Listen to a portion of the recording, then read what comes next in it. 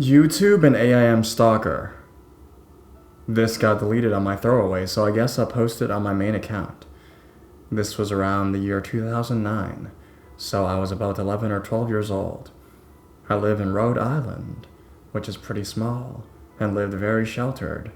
I got my first laptop around this time. Every day after school, my group of friends and I would log on to AIM and talk about boys. Boys, yeah, usual middle school things. I don't know if any of you remember, but there was like AIM public groups where you could meet strangers. That's where my story begins. Eventually I moved from AIM to YouTube videos and started commenting on those and making friends with my YouTube account. One guy takes a stern interest in me there, and he starts to message me privately. I don't remember what we talked about really. School, anime, about my friends. Looking back, I think he was grooming me, but nothing seemed off about it then. He was a 32-year-old black man. I can't remember his name for the life of me. He lived in a neighboring state of Connecticut, which isn't too far. I had hoped to meet him since he was really nice to me. I was young and was being bullied in school, so anyone online seemed like an escape. He and I talked about Vocaloid. It wasn't as popular back then, but I was so excited to have a friend who liked what I did. Things went by normal for a while. I used to do old YouTube videos, anime music videos, and he subscribed on my old account. I even showed him a song called Luka Luka Night Fever. He put it into his favorites. I was so happy. But one day he began being different. He asked to call me on the phone. I was one of the only kids in my class who didn't have a cell phone, and I didn't want my family to catch me on the house phone with a stranger, so I politely said, "I can't. Sorry." And to this day, I remember his answer. "Call me, or I'll rape and murder you."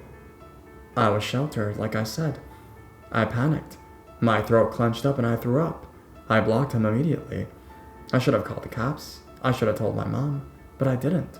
I was so afraid that I had done something wrong, that they wouldn't take me seriously, that I would have my computer taken away. He knew I was 11 or 12. As soon as he has realized what I had done, he sent a bunch of bots on me, spam bots.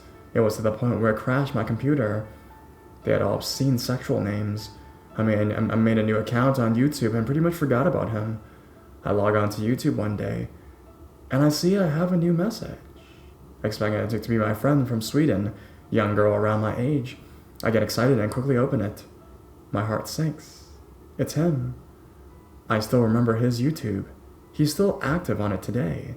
He says something along the lines of, "Hey, my cousin got that Vocaloid program. Miku has soon. Unblock me and I'll send you a copy." I knew that I couldn't ever forgive what he had said.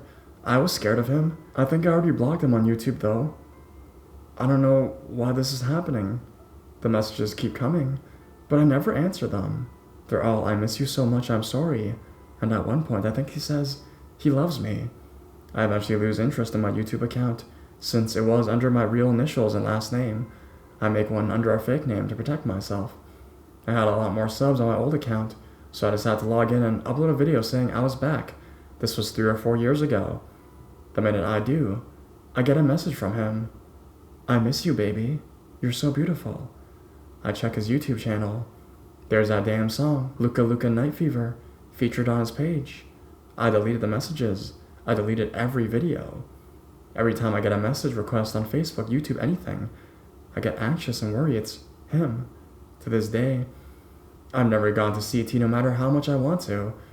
I'm always afraid he'll recognize my face and approach me.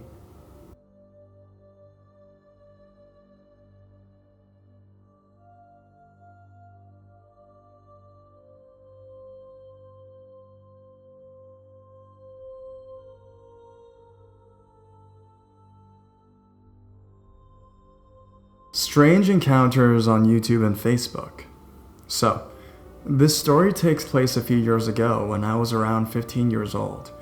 I'm a female and at the time, I was going through this horrible, really bad scene phase. I was almost Facebook famous and I had a YouTube channel, but I only ever uploaded a video of this really creepy 5-minute long voicemail on my message machine for the house phone.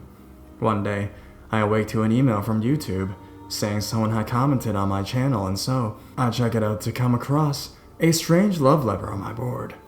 The person used my first name, went on and on about how beautiful I was, and how amazing of a person I was, and how much he loved me. Yet I never met a person under the name he used. My face was not on this channel, and neither was my voice. It tripped me out, so I simply replied with, "Who are you?" and left it at that. He replied with, "Your soulmate," and so on. A day later, I get a message from someone who isn't in my friends list through Facebook. I think it's odd, but whatever. I reply and begin chatting, and he tells me that he's the friend of the boy who commented on my YouTube channel, and he was asked to message. Cool. I tell him that I find it odd that these two strangers just randomly show up even though they don't even know who I am. We begin talking for about a month, and this guy on Facebook seems to be continuously more attached. His girlfriend breaks up with him. He goes into college. He lives in New York and I in Alberta, Canada, so it gets weirder. He starts telling me things like how he loves me, and that I can't tell his friend because it'd break his heart, and he's 18, so at my age it felt awkward, and at the same time, it wasn't exactly something that'd be illegal. I tell him I don't feel the same way, and he starts telling me that it was bullshit, and that he was going to come visit me during the summer and change my mind. He kept telling me that I couldn't not love him, and would get increasingly angry when I said no and stop. I blocked him one day only to get a violently angry message from the other guy on my YouTube, saying that he knew that the other guy was falling in love with me, and that it was wrong and rude to reject him and block him like that. So I unblocked him, and started talking again. One day, he starts acting crazy again. I continue to say that I have no feelings for him, and he proceeds to tell me that he opened a special bank account for the two of us, and he had been depositing money and saving across the past few months for us and our future. Finally, I just blocked him again when he threatened to kill himself for the 4th time if I refused to love him, and never replied to the YouTube guy. So, to you two strange, creepy, and odd New Yorkers who claimed I couldn't not love you guys, let's not meet.